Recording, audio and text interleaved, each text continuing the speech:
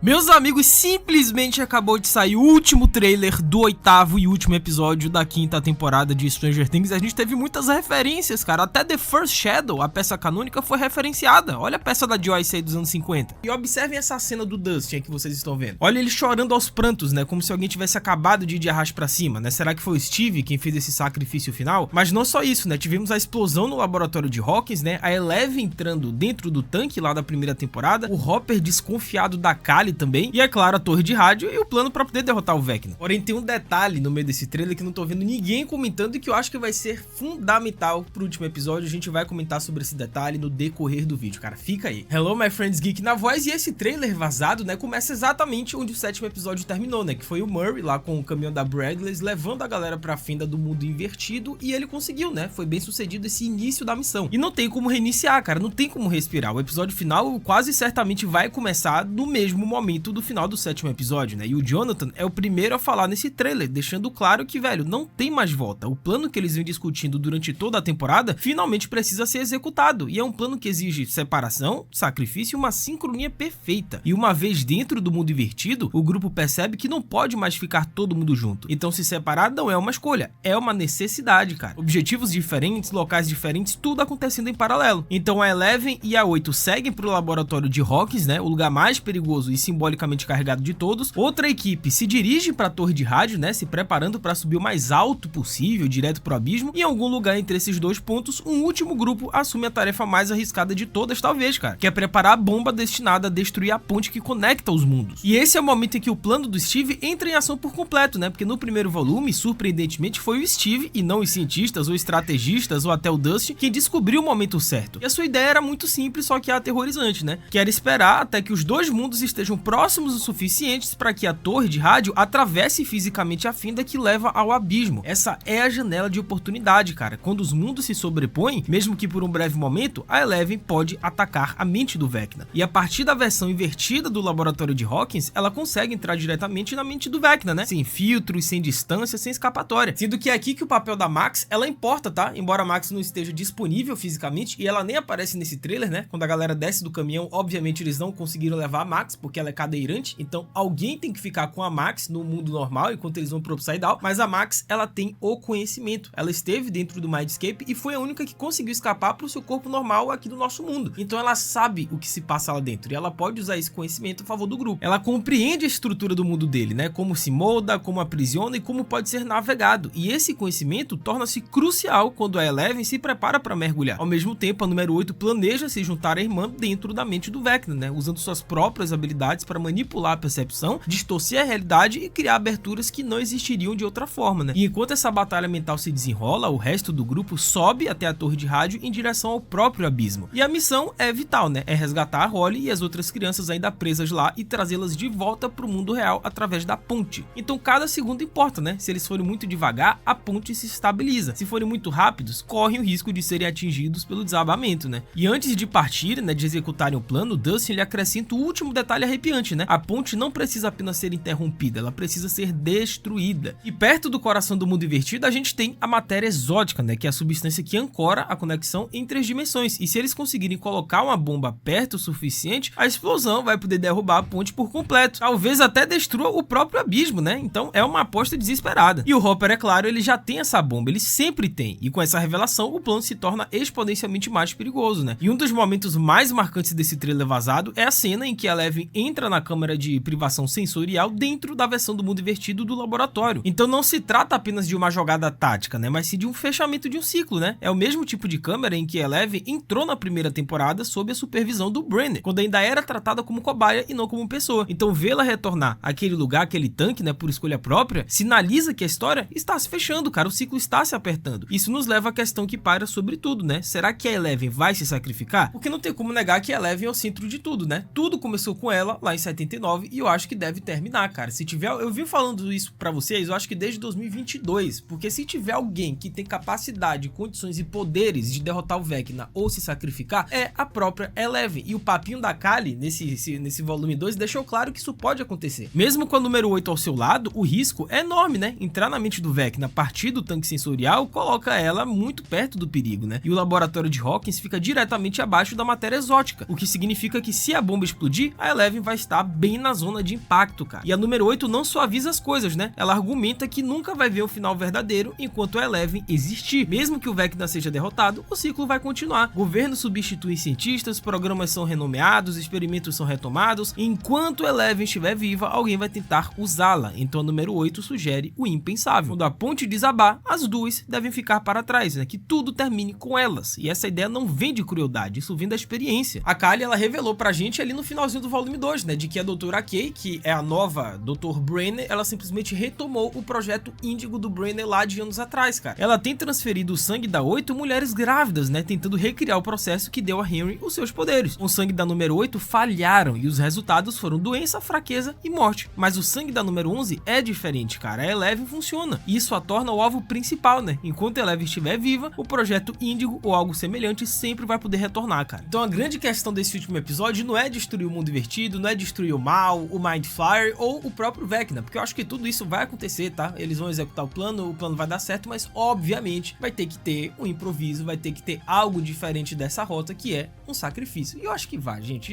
Já comece a se despedir da Eleven, tá? Narrativamente faz todo sentido ela se sacrificar, não é só porque a Kali tá dizendo não. Desde o início sempre fez sentido isso. E ao final do segundo volume, essa resposta permanece incerta, né? O que está claro é que todo caminho a seguir tem um preço, e alguns desses preços podem ser permanentes. O plano está em andamento, os mundos estão se fechando, e pela primeira vez, a vitória pode exigir a perda da pessoa que deu início a tudo, né? E seguindo aqui o trailer, parece que o grupo realmente conseguiu chegar à torre do topo do rádio, né? E esse detalhe muda muita coisa, né? Porque a gente tem que lembrar que escalar a torre nunca foi apenas uma questão de ganhar altura, era uma questão de time. Todo o plano dependia de alcançar a torre de rádio no exato momento em que os mundos estivessem próximos o suficientes para que a própria estrutura perfurasse a fenda que levava ao abismo. E pelo que o trailer mostrou na cena final, eles conseguiram, né? Uma das cenas mais impressionantes é a torre literalmente rasgando o tecido do céu, né? Aquele vermelhão que é abrindo uma brecha na barreira entre as realidades. E essa cena por si só confirma que o plano chegou à sua fase mais perigosa. E assim que a torre romper a fenda, a Eleven finalmente terá a abertura que precisa, né? E de dentro da versão invertida do laboratório de Hawkins, ela vai poder usar os seus poderes para entrar diretamente na mente do Vecna, né? E é exatamente isso que a gente vê sugerido no trailer, né? Ou seja, enquanto a ponte estiver entre os mundos e totalmente ativa, o propósito de tudo isso é muito claro, né? Que é resgatar a Holly e as outras crianças que estão presas no abismo e trazê-las de volta para o mundo real através da ponte antes que tudo desabe, né? E ao mesmo tempo ter uma corrente emocional, né, nessas cenas que torna tudo ainda mais pesado, né? Que é o Mike nessa nova cena do trailer chegando para Eleven que depois dessa missão, finalmente tudo vai acabar. O Mike já tá falando disso já tem umas 3 temporadas mais ou menos, mas dessa vez é verdade. Depois dessa missão não tem outra. E é muito provável que seja algo que ele diga diretamente para Eleven antes dela entrar na câmara de privação sensorial, né? Não como um discurso, não como uma promessa, mas como uma forma de tranquilizar a menina, né? Talvez até algo que ele precise acreditar mais do que ela. E naquele momento ele está tentando se convencer de que vai ter um depois daquilo, né? Que eles vão sobreviver ao que vier a seguir. Então temos uma das cenas mais suspeitas de todo o trailer, né? Só que aí a gente tem talvez a cena mais suspeita, mais estranha de todo o trailer, que é o Hopper olhando assim atentamente pra alguma coisa, pra algum lugar, pra alguma pessoa, aquele olhar de gente desconfiada, sabe? Que o Hopper tá assim com a Kali desde o volume 2, e o Hopper está sozinho, né? Rodeado por uma fumaça, encarando algo fora do enquadramento com uma expressão muito estranha, né? E o ambiente sugere que talvez uma explosão acabou de acontecer, né? Pra ter tanta fumaça assim, ou então tá prestes a acontecer. Só que é o que eu disse, o que chama a atenção é o olhar do Hopper, é a cara dele, cara. Ele não parece aliviado, ele parece suspeito, ele parece estar percebendo que algo está errado. E é aqui que surgem as grandes teorias, e eu acho que todas elas têm fundamento, tá? E eu gostaria de ver uma delas acontecendo. Seria uma jogada ousada dos Duffers, mas faria muito sentido narrativamente até, que é o fato da Kali estar manipulando a Eleven e todo mundo, né? Porque a Kali disse, pra tudo isso acabar de vez, a Eleven tem que se sacrificar. Na verdade, não só a Eleven, ela e a Eleven. Só que o sangue da Kali não tá dando certo nos experimentos da Doutora Kay. Então, independente se a Kali sobreviveu ou não vai dar certo os experimentos com ela, mas com a Eleven vai. Então, pra que as duas se sacrificar, morrer no final, sendo que só a Eleven pode fazer isso? A Kali pode sobreviver. Talvez ela esteja do outro lado, ela esteja mentindo, manipulando todo mundo. Que, inclusive, saiu até essa outra cena vazada da Kali, né? Eu vi aqui de última hora, vou tentar colocar aí pra vocês, tá? Apenas algumas imagens pra não dar problemas aqui de direitos autorais. A Kali, ela meio assim, apreensiva, né? Encorada na parede, como se ela tivesse, sei lá, descoberto que ela, na verdade, não é quem ela pensa que é.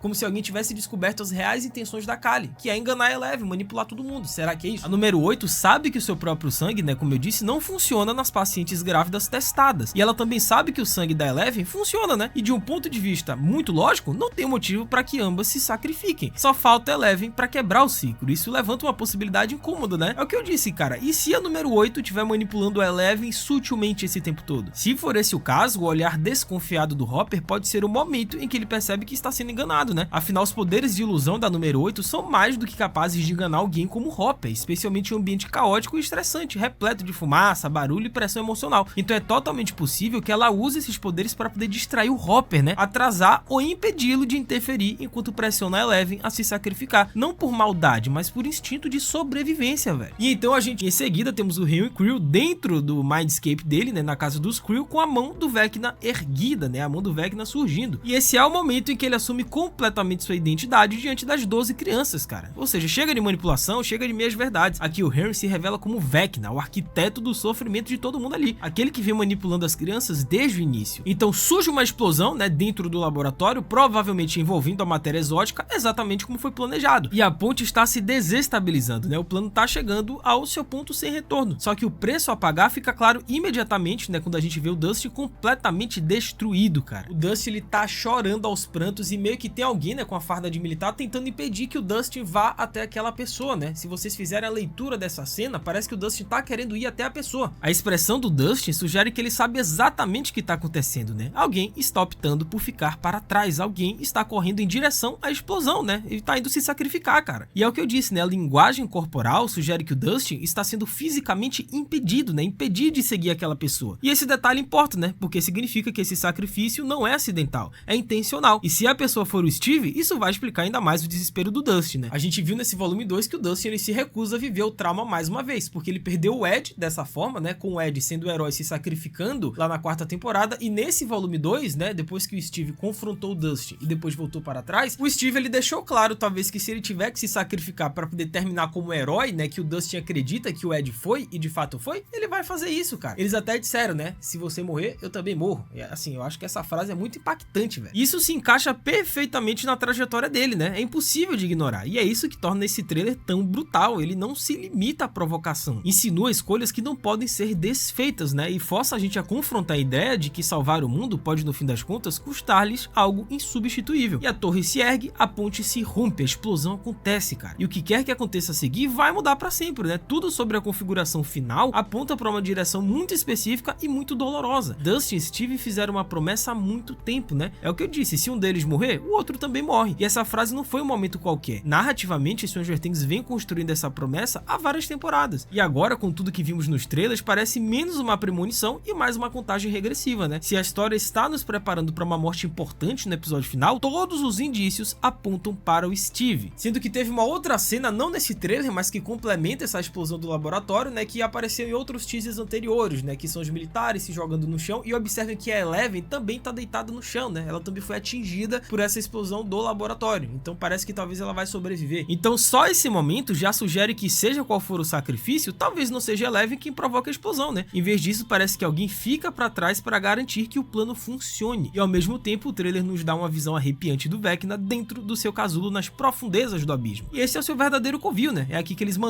ele mantém as crianças, incluindo a Holly, suspensas e conectadas a ele. E como Dustin explica, este abismo é o mesmo mundo para onde o Henry foi enviado depois que a Eleven derrotou no laboratório de Hawkins há anos atrás. Ou seja, o mundo invertido não é a fonte do mal, é a ponte, é uma passagem, cara, é um buraco de minhoca, é uma fenda entre mundos, né? E através dessa ponte, o Vecna tenta fundir as realidades. E à medida que a barreira enfraquece, os dois mundos começam a se atrair. E se eles colidirem completamente, o Vecna vai conseguir o que sempre desejou, que é a chance de remodelar a própria realidade, de refazer o mundo, cara. Então, durante a maior parte da série, né, o grupo acreditava que o mundo invertido era a verdadeira ameaça, mas o volume 2 mudou tudo, né? O mundo invertido nunca foi o destino final. Era apenas o corredor que os monstros tinham que atravessar para poder chegar até Hawkins. E se vocês observarem nesse trailer com atenção, tá? Cena por cena, vocês vão observar que tem um certo personagem que não apareceu, que é o Will Byers. E essa ausência parece intencional, né? Porque após quase 5 temporadas, Stranger Things finalmente revela a verdade sobre Will de uma forma muito emocionante, né? Sua decisão de se assumir não é apenas pessoal, ela é até estratégica, porque o Vecna vinha usando o medo do Will de ser diferente como arma, mostrando-lhe visões de um futuro onde ele acaba sozinho, né? Abandonado por todos que ele ama. E ao contar a verdade, o Will tira esse poder poder dele. E ao contar a verdade, o Will tira esse poder do Vecna, né? Quando o Will percebe que ainda é aceito, ainda é amado, o Vecna perde sua influência. E com esse peso emocional aliviado, o Will recupera suas forças, né? É por isso que o Will insiste em ficar perto da Eleven no mundo invertido. É por isso que o Will ele insiste em ficar perto da Eleven no mundo invertido, né? Porque se o Vecna mudar de tática e atacar o mundo físico diretamente, o Will se torna o escudo do grupo, né? E através da mente coletiva, o Vecna ainda pode enviar os Demogorgons e outros horrores para Hawkins. E a conexão do Will permite que ele sinta, que ele bloqueie e até mesmo lute contra esses ataques. Então já vimos do que o Will é capaz, né? No final do primeiro volume, ele acessa a mente coletiva e canaliza seu poder. E o volume 2 vai até mais longe, né? Mostrando o Will resistindo ativamente ao Vecna e impedindo de matar Max e Holly. E aquele momento é crucial, cara. Ele prova que o Will não é apenas uma vítima, ele é uma arma que o Vecna não consegue controlar completamente. E é por isso que a ideia de Will, Eleven e número 8 trabalharem juntos é tão importante, cara. Eles juntos podem derrotar o Vecna. Então, em teoria, o plano parece sólido, né? Que é dividir a equipe, entrar no abismo, resgatar as crianças, destruir a ponte e acabar com o pesadelo. Só que Stranger Things nunca foi tão gentil assim, com planos bem definidos, né? Até porque nenhum personagem importante morreu até agora nessa temporada, cara. E não é possível que a gente vai ver 5 temporadas dessa série e não veremos nenhum dos protagonistas, nenhum dos principais indo de arrasto pra cima. Eu acho que vai acontecer, cara. Pelo menos uma morte impactante vai ter. Nem que seja a Eleven se sacrificando ou Steve, mas vai ter alguma coisa. Comenta aí embaixo, tá? As teorias e expectativas de vocês que eu vou ler e responder todo mundo. É isso, até a próxima. Valeu, falou